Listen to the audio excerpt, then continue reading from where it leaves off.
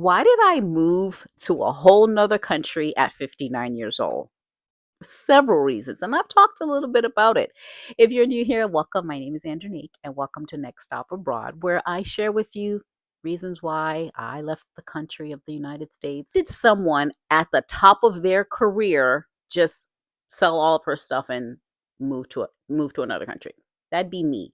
I had always wanted to move to France. I went to Paris when I was in my 20s, loved it, and went and visited Paris, France at least 15 times in my lifetime. And I always said, I'm going to retire and I'm going to move to France. I didn't know if I was really going to retire and move to France, but that's what I kept saying.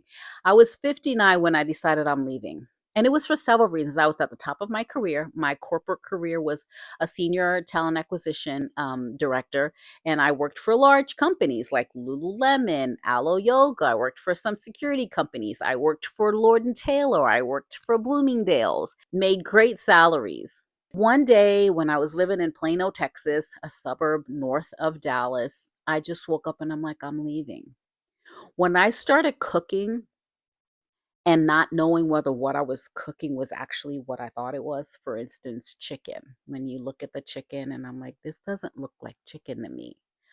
Or when you buy food and it lasts for like produce and it lasts for weeks, or the fact that the United States has said that they put this stuff called red slime inside ground beef to like mix it with real beef to give it more weight. Things like that started really, really getting to me. When I would buy watermelons, I love watermelons and cantaloupes and grapes, and they didn't have seeds, and I would have to go to store after store after store to find produce and fruit that had seeds in it. I was like, how are they making this? And knowing that in other countries, like in Italy, for example, they've banned like lab grown meat. You can't make food there. If it doesn't come from an animal, you can't have it there. Or why all of our snacks have all those dyes in it. Like I used to love M&Ms and Skittles were my favorite. You can't eat that. Or Nutella. Like everything that we can eat here that's been FDA approved is banned in every other damn country. But France, cheese, wine, bread, and you lose weight and you're not inflamed. And your cortisol is not through the roof. All of those things over the last, I would say, when I turned, like it was kind of in my mindset, like in my 40s. And when I turned 50, I'm like, I think I don't, this is, something's wrong. But when I started questioning what I was eating, and when I started watching how my body responded when I was out of the country eating versus when I was in the United States eating, when you know better, you do better. But I have grandsons who are in school. One's in college and one's in getting ready to go to high school. And you can't send your kids to school because of all of the things that happen. Worrying all day whether they're going to come home from school or getting a call that the school's been put on a lockdown. It was happening too frequently. So now we got two things. We got school safety, not to mention that our kids, in high school can't do third grade math and the scoring was just horrific. Now we got the food, we got the schools, and then we talk about healthcare. Remember Obama did that Obamacare. Remember back in the day when we had PPOs and HMOs and the rich people had PPOs and the average people had HMOs and you had to get a referral to go to the doctor with an HMO. I had HMO because I was a single parent and I couldn't afford PPO. So his thing Obamacare was kind of like an HMO because he wanted everybody to be able to have health care. Everybody else in the world has it for free. Why can't we? Aren't we like the global mecca of the world? Why don't our people have health care? Why do so many United States citizens not have health care? The only thing with that was everyone in the household had to be signed up for it. If you couldn't afford healthcare before Obamacare, where are you getting the money for Obamacare? Because it's a little bit cheaper than what the other thing would be.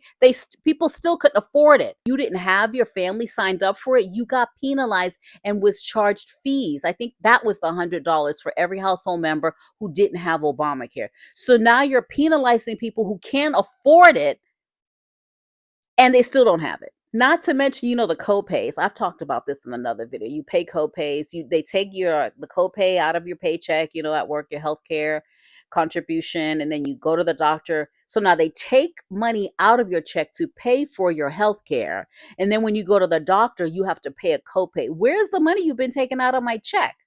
Oh, but then you have to pay deductibles. So now you've taken Let's say you've taken out $5,000 out of my paycheck over the course of a year.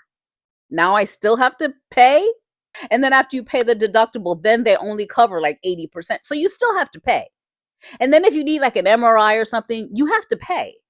And then you get like reimbursed or some craziness. And then they have that pre-tax thing that you use so that you can save more money for healthcare and it doesn't get taxed. Like all of these things were like, doesn't make sense to me.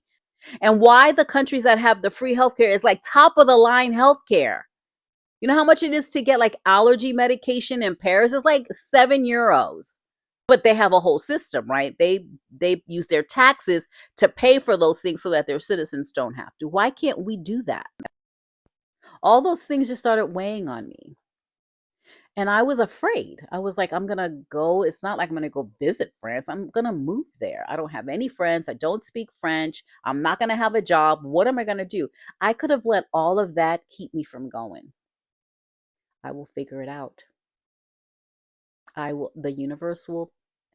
I was not created, nor were you, to hustle and grind to where it's 75 damn years old. Don't get me started with Social Security. And they tell you how much you're going to get back. And then they take your money that you contribute to the company's 401k that the company matches. That's a scam. So when the economy tanks like it did with the tariff thing, you lose your whole 401k. Not to mention when you want to take out your money from your 401k that you've put in, they penalize you with fees, but it's your money. They don't do that in other countries. They don't do that in France. You could have put all your money in an IRA in your own high yield savings account. You'd be a millionaire by the time you're 60.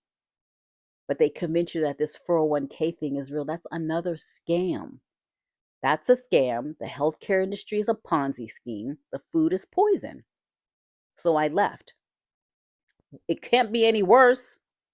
I couldn't go to France and get a job there unless I had a company that was going to sponsor me. They don't really need to do that, especially in my field. There's recruiters and HR people a dime a dozen in Europe. I'm going. I figured it out and I left. And I sold probably 70% of it, 80% of it, and threw away the rest. And you can do it too. You can't live in fear here. And I say here because I'm in LA right now, because that was my other concern. I'm going to live all the way in France, and my daughter and my grandsons are going to be in California. But I can't live for my grown daughter. And my oldest grandson, he traveled to Europe last year and loves it. So when he graduates college, he probably will leave here too. My youngest grandson wants to move to Japan, and my daughter wants to move to Switzerland. So my family doesn't even want to stay here. I'm not going to stay in a place where I'm not happy because of other people. Because maybe they're happy. Are you happy with the hustle and the grind? And in my career, like how far was I going to go? Was I going to be a vice president of talent acquisition? But I'm like at 60. I don't care, especially with all of the layoffs. And I'm not going to be firing people for no damn reason. I'm not going to be working my ass off for a company that at any moment can like put me in a category where she's 60. We get rid of her, because that could have happened. I know there's people watching this video who's afraid that every day they're going to be replaced by some younger person who's going to have half your talent. They're not going to care. They're going to pay them half. I'm not. So now I help people move abroad. France is my jam, but I could not be happier. And all of the fear that I had around what am I going to do for a living? What about my family? If something happens, I'm so far away. I couldn't do that. I wasn't created to be stuck and miserable. And you see all of the people that are my age working at Trader Joe's because their social security doesn't pay their bills. Like, it's not a thing. It's just not a thing. So if you are considering moving abroad, drop me a comment. Let me know where. Check out my stand store. I got planners there about visas and the Schengen region, like all of the things. I've created the step-by-step everything to find your happiness and not sit retired in the United States, barely making it on like $3,000 a month, if that much. Thanks for watching this video. If you have not subscribed, subscribe, because this is what we talk about.